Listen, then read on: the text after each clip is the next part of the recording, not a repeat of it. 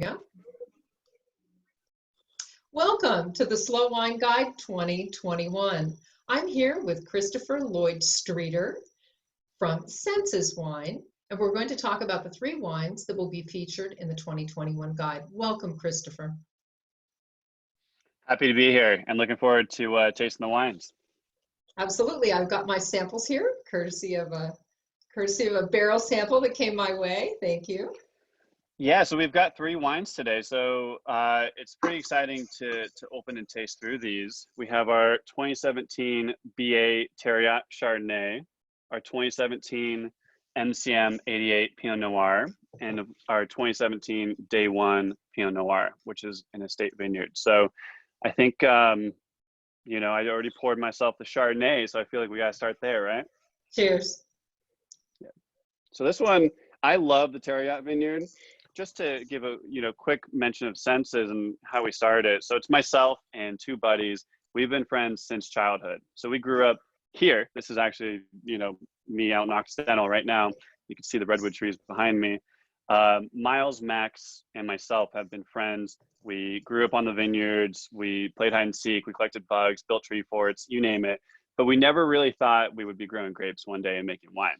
So this vineyard, the Terriot Vineyard, which honestly, we had no idea the prestige or the quality. We just knew that Max's family had these grapes on the property. But when we came back after school, Max became a movie actor and really led the marketing efforts. He's got a really great head on his shoulders. And this is his family vineyard that he really wanted to work with. Myself, I was in school for business and finance and economics in Claremont. So not a lot to do with wine, but I worked at Kendall Jackson and had the honor of working with Jess Jackson and the family in strategy, and I fell in love with the idea of wine. And then Miles, who grew up on Hillcrest Vineyard, which we bought as Day 1, he's always been helping his family pick grapes, and he's always been a big fan of cooking and artisan work, so he's a lot on the production side. So the 3 of us had this crazy idea in 2011, take over the sites, learn how to grow grapes, take classes at the JC, do viticulture during the day, come home at night and actually practice in the vineyard, and make 100 cases of wine. This was fall 2011. I was the old guy at 23. I think these guys are still 22. And we made those wines. We sold out. We got some great scores. And we're like, oh my gosh, this is real. And that's when we decided to go all in on Senses. We grew production. We put up all of our savings. To this day, we still have no investors. And we kind of grew the program. And it was in this year, 2013, well, not this year, but this vineyard in 2013, when Thomas Rivers Brown, our winemaker, heard about us as the Occidental boys, and pretty much, through the grapevine, we set up a meeting, and on the spot, pretty much concluded that, Thomas wanted to make wine. If we sold him some fruit, we'd build a brand together. And so when Thomas, offered to make wine in partnership to work with the vineyard, that's when the whole vision of Senses started to change. We decided, hey, we could do small production wines from really great sites, in this case, sites that we grew up on, and kind of build a business slowly, not needing to raise outside money if we sell just enough wine to pay the bills every year.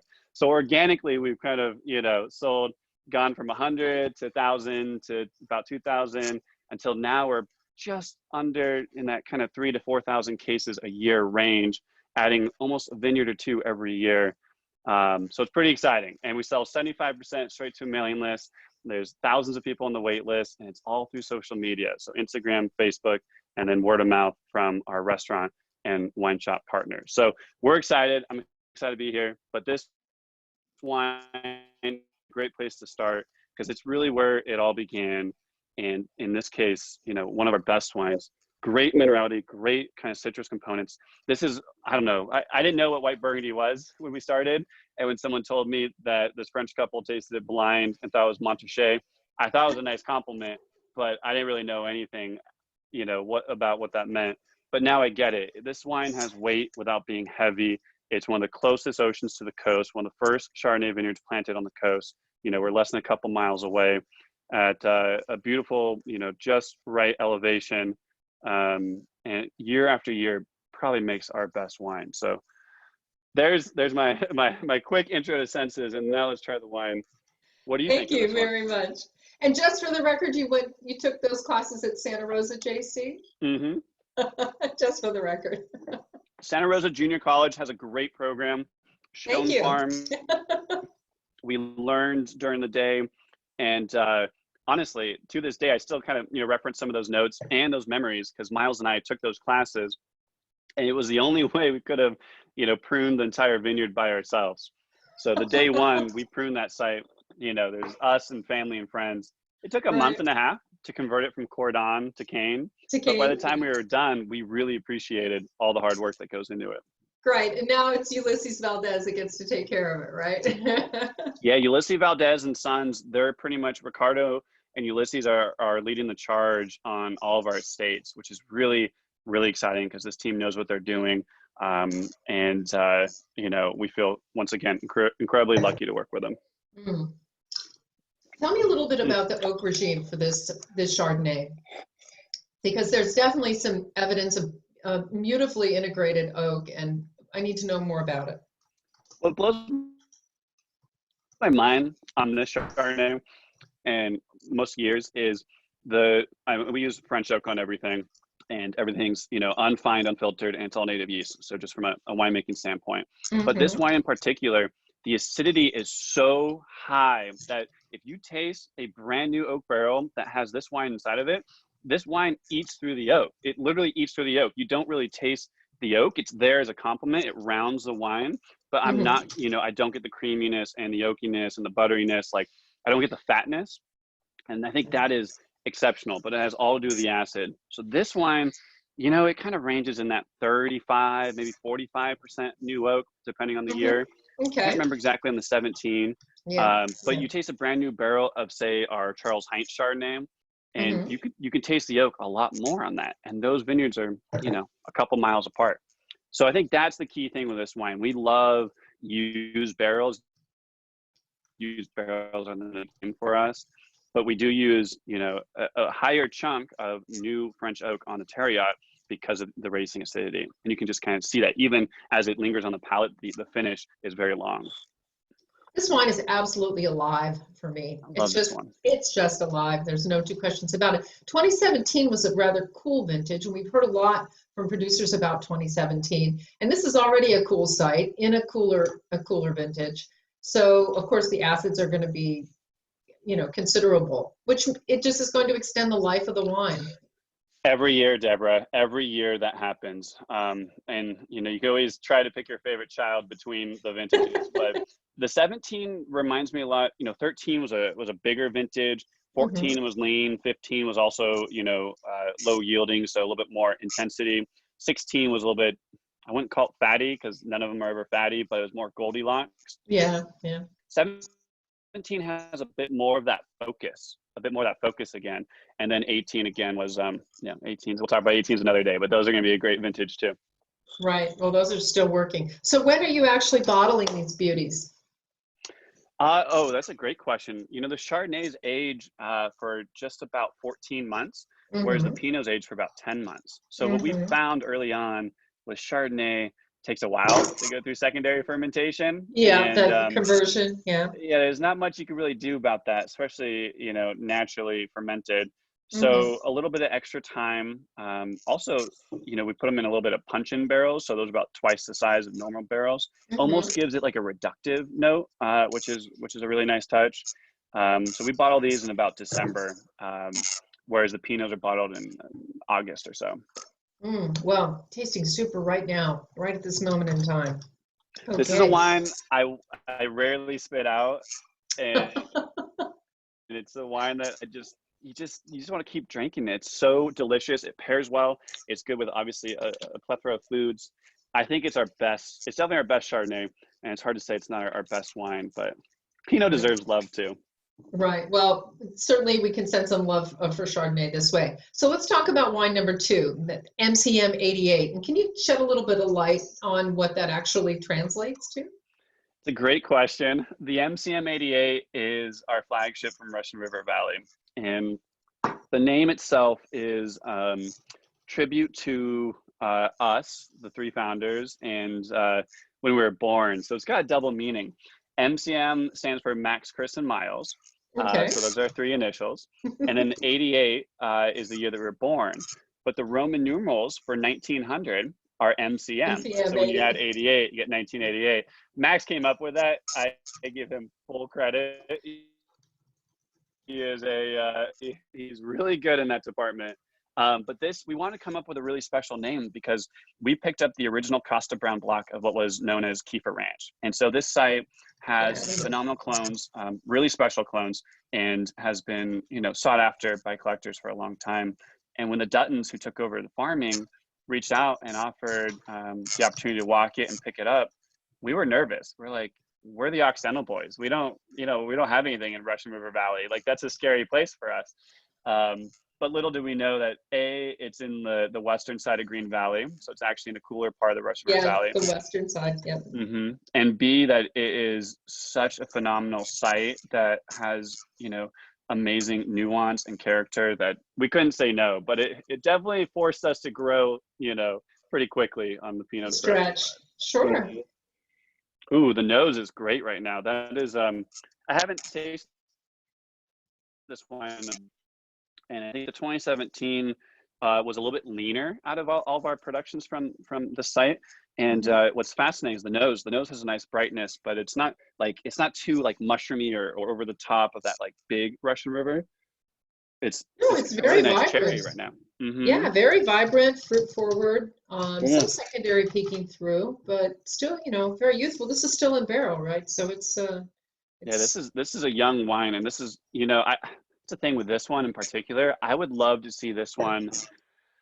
I don't know. It's hard to ask people to wait on drinking wine for too long, but at least next year is when it starts to really open up. Yeah, there's a little bit of smoky secondary quality here. Did you use some high toast on the barrels here? It's mainly medium toast, some medium plus. Yeah. Okay. These are all Ramon barrels. So we use Ramon for the Pinots primarily. There are some used Francois Ferrer and a couple others. We use a lot of Louis Latour on the Chardonnay side, but there's some toast that contributes to it. Once again, from a new oak standpoint, it's really not 25 to maybe 35%, maybe it's 30 to 40. It really depends on the vintage. And I think this one, we didn't really need a lot of new oak on it to balance it out. This is where Thomas, really contributes because, the three of us have learned a lot over time, making wine in the garage the first year and then farming the vineyards ourselves and obviously working close with the farming team now and then winemaking team. But Thomas has such, immense knowledge with barrels. And so it's been fun to learn about the balance between used and new and even neutral so we can really express the site. I mean, that's more than anything, we want the vineyards to speak for the quality and for the wine qualities. Absolutely. Well, it's almost like a candied fruit note, which is interesting because you get like a strawberry cherry thing, but it's not, I don't know how to explain it. It's almost like a candied strawberry, like a crystalline. It's just, this is one that really opens up with more time. The acid's still there because it's Western Green Valley. Sure. But it's got a little bit more like broad shoulders to it too, which I like. Yeah, there's definitely some breadth on the mid palate, but I'm getting a lot of like cranberry, kind of ripe cranberry, a lot of, bright red fruits. And it's not really that sweet tart thing that we're talking about, but I understand what you mean. There's a ripeness to the strawberry that's there that I think the perception of that ripeness is coming through. I think it's the nose. The nose shows it a lot more than the palate. The palate's a lot more restrained. And I like that because people will think of it as, oh, okay, it's another Russian River Valley wine. So in their mind, they might be thinking big and opulent, but it has a surprising restrained touch to it. So, and it really is vintage specific. Yeah, I love this. There's a very pretty kind of dried leaf note on the nose, almost like a tea note that is there for me, that it's just so alluring, that secondary. It's really pretty, and that's definitely coming from the fruit. So, oh yeah, great. Well, 2 down, 1 to go. We've got last but not least. Yeah, last but not least. Now this is another signature single vineyard. It is the biggest of the 3. Is that what you told me? I think in this vintage, It is. Honestly, I haven't had much of the 2017 day one because it is we just never get enough from the site from production standpoint. Yeah, the yields are Hillcrest, low. yeah, yields are low. We switched it over to this organic program, and it's all sustainable, and it's a beautiful place that really has amazing qualities. We're on the western side of Charlie Heinz Vineyard. So for those that are familiar, it's on the just outside the town of Occidental. And Day One Vineyard, let's first mention the name. So Day One was named because this is literally how Senses was founded. Miles, Max, and I, Miles and I in particular were on his site as he was still in school, and the lease came up for grabs at his parents' vineyard, this one in particular.